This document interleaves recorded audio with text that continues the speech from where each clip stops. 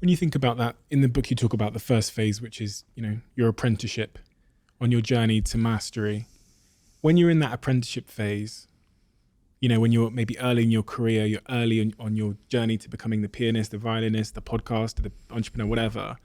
What are the most important things to be selecting for as it relates to the job you take, the people you're around, that kind of thing? Like if there's a 23-year-old listening to this that is an apprentice at a floristry shop making bouquets of flower, and they're being offered 5 different jobs in the industry of floristry, which one should they be looking at if they're in the early steps of their apprenticeship? Very easy question to answer. Thank you. You want to look for the job that offers you the most possibilities of learning. So if you're going to go to a florist shop where there's only one other person there, it's like an entrepreneur who started it, and you're going to be like their right-hand man or woman, and you're going to learn, and the pay is half of what you could get at this very fancy. You could be working at the shop at some department store where they'd pay you triple.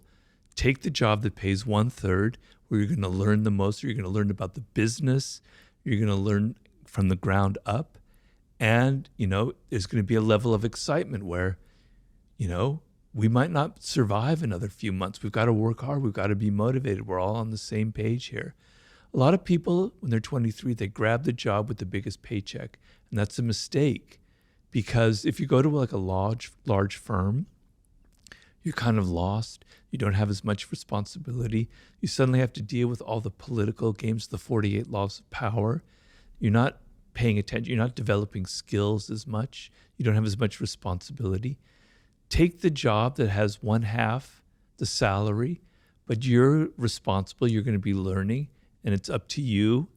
That's the most important thing you can do when you're at that point in your life. You say there's 3 steps in that apprenticeship.